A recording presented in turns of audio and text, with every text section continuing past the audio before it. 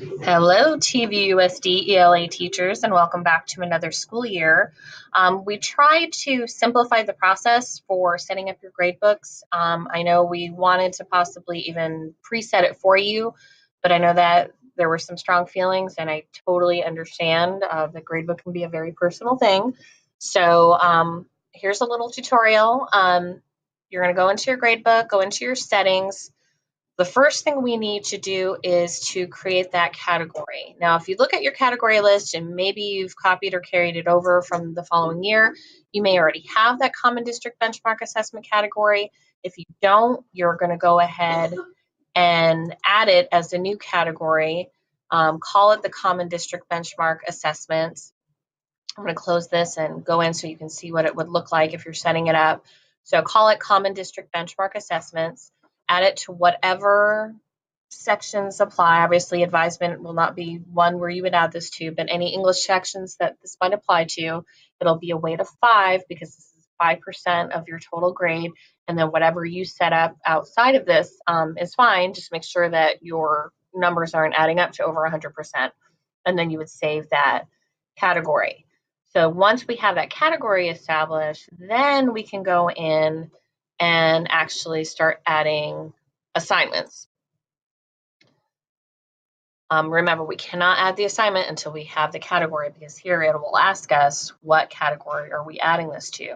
And in an effort to simplify things, we'll have the 2 assessments, but remember our writing benchmark assessments for many grade levels have 3 separate areas to cover the 3 areas of the rubric. So we're going to call this district writing this year because last year that long title that we couldn't fit in and then we had to abbreviate was really confusing for students and parents alike when they would see it pop up on their, in their Infinite Campus gradebook. They're like, what does this mean? So this will be very simple. We'll have district writing and then we'll have the district final. However, the only grade level that will just have district writing will be my seniors because they are going to be district writing, Common District Benchmark Assessment is their category. They're going to be marks with a 5-point with a 0.5, and they're going to be 100 total points. And that's because they do the personal statement, so there is just one grade that goes in. Everybody else, we're actually going to break this into our 3 categories. So the first one we'll have is our district writing conventions, and we'll go ahead and make our abbreviation the same as it was last year with the CONV, making sure this is our Common District Benchmark category. Your due date, the only problem with the due date, you might want to look at your pacing calendar to see what the specific due date is for your grade level. You just want to make sure, don't make it so far out that we can't pull data, because what happened last year is some people just kind of put June 7th to give themselves plenty of time. But then when we go to pull the data, the system is saying, well, you can't pull data for something that's not due yet. It hasn't happened yet.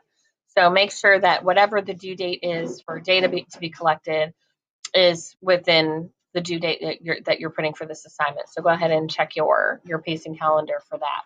And then this is going to be marks because we want the rubric. Everybody is using the 4-point plus or minus, with the exception of 8th grade, which, like our seniors are using the 5-point, but everybody else is using the 4-point plus or minus. And this area of the rubric is only going to be worth 20 points because we didn't want conventions weighed, or at least the teams had decided they didn't want conventions weighed as heavily as the other areas. And then you would save this and then we would create the new assignment. So then the next area of our essay will be evidence. You do want to make sure that I'm only capitalizing the first letter of each word and just putting one little space in between. Otherwise, it won't pull the comparable data. And then we're going to put the abbreviation of EVI, so district writing evidence. Again, this is in the Common District Benchmark category. It is marks. It is the 4-point plus or minus, unless you are 8th grade, in which case then you're going to look for that 5-point. But this is 40 points of that 100. So it will count more than the conventions area. And again, we're leaving the multiplier alone on all of these. And then we would save that and then add our new assignment. Now, if you're 6th grade, you are going to call this elaboration. So I'm going to go just for my 6th grade teachers. I'm going to go ahead and model that for you. Oops. Make sure we're capitalizing that first one. And we're going to use the abbreviation ELAB for that. So same as what we did for the other grade levels, except that we're just changing evidence to elaboration. So now we hit the third part of our essay, and that's going to be organization. And we're going to go org for short on this. Again, common district benchmark category. We're still in marks. We're still using the rubric. Again, 8th grade. You're going to go down to that 5 point with the 0.5. This, again, this will be the rest of our 100% here, is 40 points. So now those 3 areas now make up that one writing benchmark grade. And then we would save that.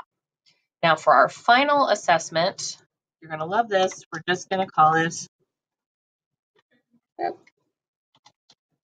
district final. And we're going to go DF for short. We are still in that common district benchmark category. This time we are doing total points. Unless you are Grade Oak, then you're going to stick with your rubric because you all use the 4-point plus or minus scale. And this is 100 points of the entire grade. So each assessment will be worth 2.5% of that 5% category. You would go ahead and save this. If for some reason your team chooses to do like IEBs and they choose more than one, we may revisit that for your grade level to see if we want to break up that 100 points. But for right now, all teams are using one test with one score, 100 points, that will go into this grade. If at any time you have any questions or concerns, please do not hesitate to reach out to me, Michelle Loza, mloza@tvusd.k12.ca.us. You can call me here at the district office. My extension is 6011. I do highly recommend that maybe you sit down as a PLC and walk through and do this together. That way we know everybody is exactly the same. Again, if somebody uses all caps, if somebody puts in an extra space, then you'll get your data, but you won't get your comparable data with your site or the district. So that's really important. And again, just double checking to make sure if you've preset some things in the system, maybe you already created a district category and now your categories are adding up to 105%. So we just want to make sure that we're being as fair to our students on the grade as possible. So just make sure there aren't any doubles in there or any issues that could, like hitting the multiplier when we're not supposed to, that could jeopardize their grade. Thank you so much.